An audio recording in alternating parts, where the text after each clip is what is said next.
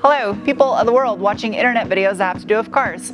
Welcome to this, my 1990 Honda CRX SI restoration series, which as you can see, it's actually starting to look a little bit more like a car again. If you're new here or you missed out in the previous videos, I recently just assembled the car after completing high build primer on it, so I can do the final blocking out before putting it in final paint. However, as many of you know, I do have carbon fiber front fenders on here now, which I am painting body color to keep it kind of stealthy. And anyone that's ever worked with aftermarket body panels know that the fitment is going to need some tweaking to make it OEM quality.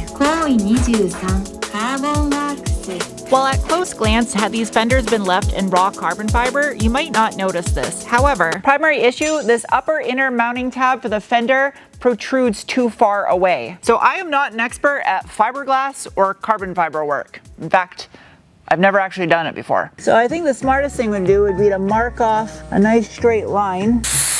Oh, I got the wrong nipple on. That's not a sentence you want to hear.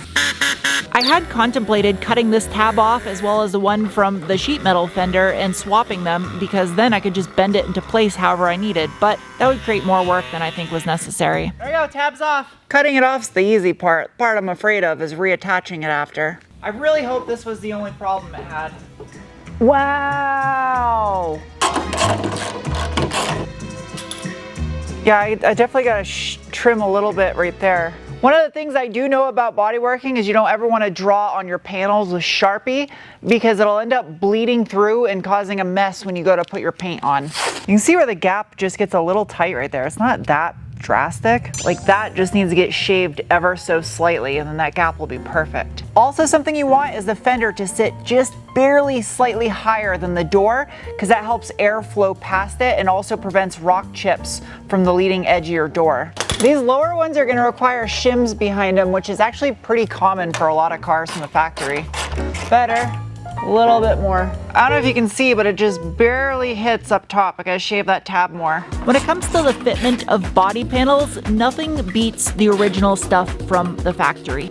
Oh yeah, that's way off. However, when I bought this car, the front fenders had been already replaced on it with aftermarket ones, so that's why I chose the route of going with carbon fiber. Plus, this is kind of an early 2000s nostalgia build, and that would have been amazing to have back then. You can't really see this, but I'm marking so I know where to attach, because there's no way I can do it with it on the car. That needs to get slightly elliptical for it to fit correctly. I thought it was going to be a lot. It's not though. It's like micro adjustments. Okay, so how do I attach this? I've gotten this far, but now I'm kind of... This is a fiberglass repair kit, which I'll be using for the tab. I don't know if this is solid carbon fiber or if the tab is made out of fiberglass. Regardless, it should work. Imagine that this is gonna need some tooth for it to bite into. Oh no, my lines! I'm gonna have to redo it so I can see what the hell I'm doing. Doing this correctly means doing it over and over and over and over again until it's right. The factory Honda holes are square, so I'm gonna do the same. I realize that none of you are watching this video while wearing hearing protection, and that I don't need to yell when I have mine on, but I can't help it, I'm dumb, okay? I would say that is OEM fitment right there. That's about as narrow of a gap as I can get and still have the door just barely, but it clears. You can see how much the fender protrudes, so I think I'm gonna live with that. I'm honestly half tempted to try to get the resin up in there and partially get it attached. All of the recipes are for a huge batch of this stuff, and I only need a little bit.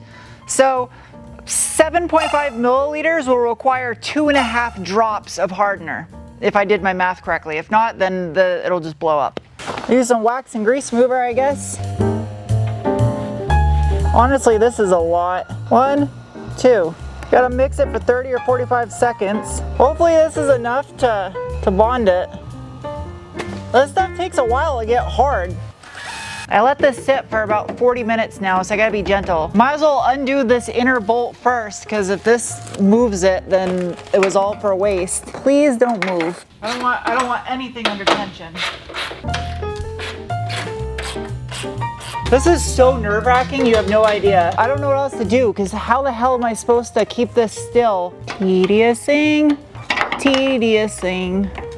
This is fucking tediousing. Got it. Bolts out and the tab's still there, so right, here goes. Did it work? Gentle. Huh? Yeah, the tab's still there. So at least now I know where this tab has to live permanently. Using this spoon actually worked pretty good. Gave me plenty of working time. 1, 2, 3. Give it a stir. Go a little bit on the back side here. And then a little bit more.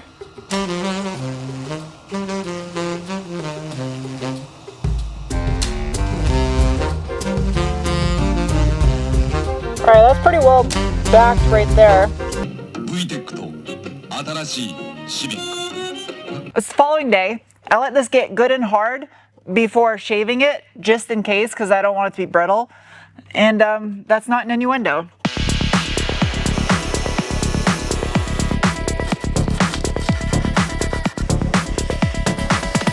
Pretty doesn't necessarily mean strong, and I don't want this to be problematic later. So anything with the word fiber in its name that isn't cereal, I don't exactly want in my body right now. Now to do this part, this is gonna be hard.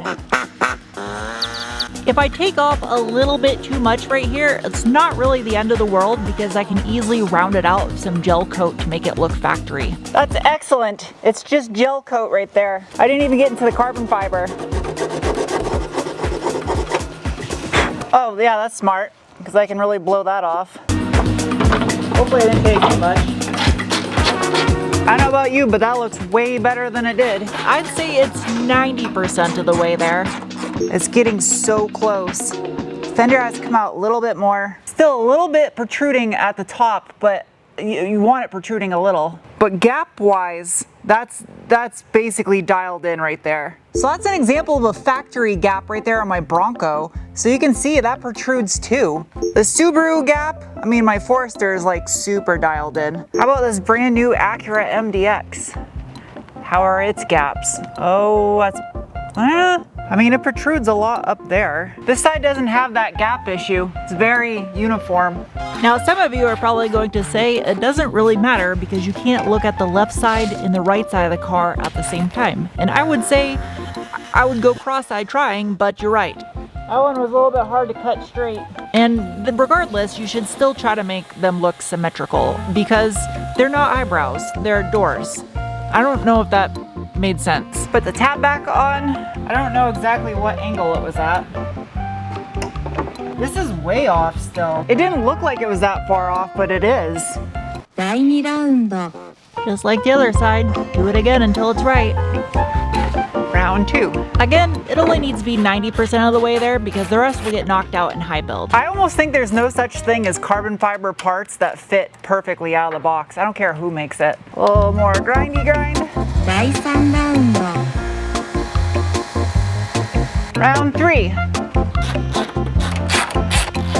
I think it's just the design of the fender. It sits just roughly a little higher right here. I mean, you do want it to sit a little higher up here because you don't want air shooting underneath the door and creating a whistle. And then also there's trim that goes up here and the mirror. So, because you can see it's low right here and it needs to be shimmed out, which I'm going to, but. Round, I don't even know anymore. Oh, that's way better. I guess I could adjust the door also, but I'm trying to do this without having to adjust the door because that way I can have, it makes sense in my mind, but I don't have the words for it. I don't read enough books. Wax and grease remover.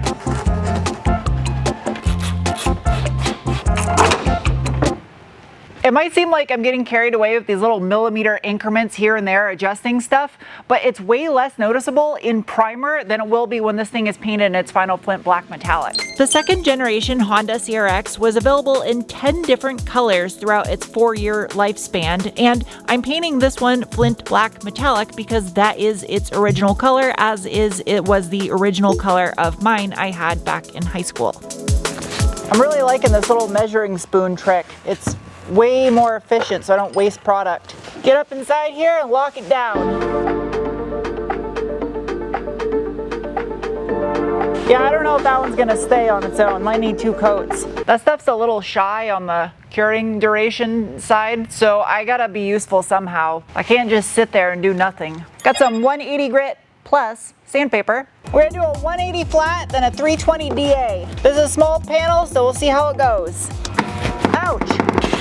Some of you had mentioned in my body working videos why I wasn't using guide coat, and right now you can see on this high build primer, there's a distinct difference in the color between where it's freshly sprayed and sanded. It's like gunmetal gray to silver. So I don't really need to use a guide coat just yet. When I get into an area where the visibility is kind of tough, then yes. You also probably notice I'm not going super close to the edge, and that's because I'll do that with the DA and interface pad. Is that dry yet? It's a little sticky, it's getting there. This is waterborne wax and grease remover, which means it's a water-based. Since there's no bare metal on here, I'm gonna use this. Hello. So it blocked out nicely in 180, and this is now the time where you'll apply guide coat. Stepping things up to some 320 plus grit sandpaper. And this is the product everyone's been waiting for, guide coat. Yes, it is that time. Give this a nice coating. A little goes a long way with this stuff. All right, now that I thoroughly put way too much on, The stuff has the consistency of powdered chalk, and some people use an aerosol formula or just take a can of spray paint and lightly dust it. Either way, it does the same exact thing. It lets you know where your highs and your lows are, gives you better visibility, as well as it'll show you if you have any deep sand scratches that are remaining that you need to get out in your finer grit sandpaper. Status update. I would say that tab is probably stronger than when I started before, because it's now thicker in the elbow joint, which means this now fits, and carbon fiber problem solved. As far as this goes, I mean, this is perfect already. A second high build might be overkill. I don't know. We'll see.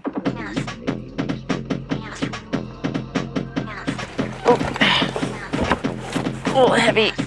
The following day, I just got back from Capital Metal Finishing, a zinc place here in Tucson, does my zinc coating. Check this out. The dash bar and their radio surround bracket that are just normally raw steel on the CRX in most cars. I figured since the factory ECU bracket on the CRX under the carpet is gold zinc plated, I would make these all match.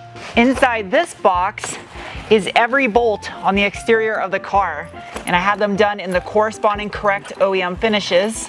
So this is the black zinc. This one should be blue zinc or silver. Yep, look at that. Got some more black zinc. That's what's up. They're like gold chrome almost, they're so shiny. While I may have gotten the right side of the car's carbon fiber dilemma solved, the driver's side was actually posing a little bit more of a challenge than I anticipated.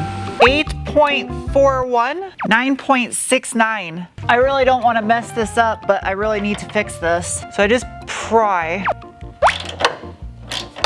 That's really close though.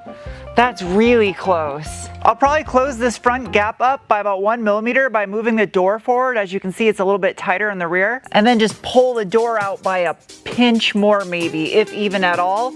I would say that's good. Now for the really scary part. Let's see if my epoxy held. I'm really nervous. I don't want to break this tab. Can I get it from the top side? Because that's how I got the other side. I think I can. Yeah. Got it. Hey, it's still attached. I thought for sure that was gonna crack and fall off. That bad chicken's just barely on there. You know how hard it is to put 80 grit scratch in something that is just barely held on and you don't want to move it? That should be enough tooth. I think while I'm at it, I'm gonna strengthen this bottom area too, because it's very thin down here. 2, 3.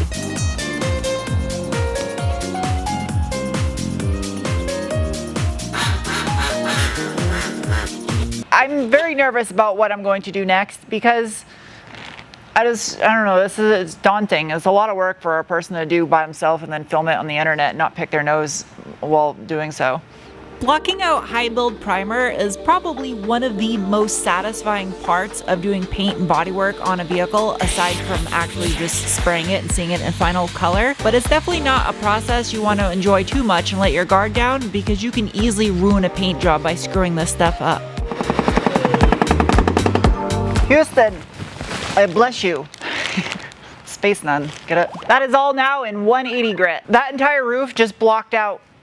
No highs, no lows. I thought for sure it was gonna take 2 high builds.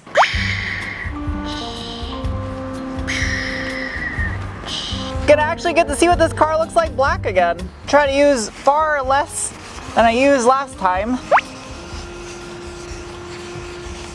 I'm being cheap with my sandpaper. This is still the same piece from the sunroof. And again, while this is not sponsored or nor am I endorsing any of these brands of products, I will say it is kind of worth spending money and buying the more expensive sandpaper because it goes way further than buying the cheap stuff.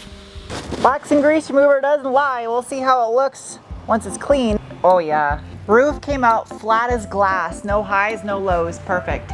It's kind of really difficult to film this, but yeah. After multiple days of cutting these tabs, readjusting, drilling holes, sanding, and trying to reshape things to make it line up perfectly, I come to the realization that I was forgetting one critical step. Very confused. I don't understand what's happening here. I think it's lining up, but I can't really tell.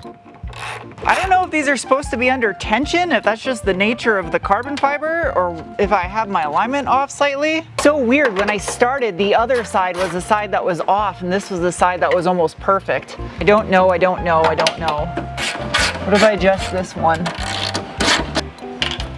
Fuck off. All right, that looks a little bit better. That looks closer. Does the hole line up on that tab? Oh yeah. The bolt hole for that tab lines up flawlessly. Maybe if I put that bolt in. Oh, that's what it is. I gotta have that bolt in, and that will lock it down. So when I have that tightened down, that will, yeah, that's all it needs. It just needs that tab tightened down, and that will lock it in. Otherwise, I would say maybe move my door like a half a millimeter in. No, I'm imagining it. This is higher. That's perfect. Yeah, everything is within like half of a millimeter. So the rest can be adjusted in the door because that's like spot on. I think it's safe to say the carbon fiber mission is accomplished. And in the next video you see on this car, I should be able to block out the entire thing in one video because it goes pretty quick unlike the bodywork usually. I will also have a video coming on this immediately after because all the parts should be here to knock out the cam phaser. Also, if you've made it to this point in the video, I apologize for the last video where I told you guys to go to my website if you want to help support this channel and then realized that Karen had it down for maintenance and then forgot to take it out of maintenance status and then a bunch of people went there for nothing. I apologize. But anyway, if you guys want to help support this channel and make videos like this possible and go above and beyond just watching them, that's how you can. Where you can buy my Robo Bubble products as well as those furry little creeps. Thank you. Bye.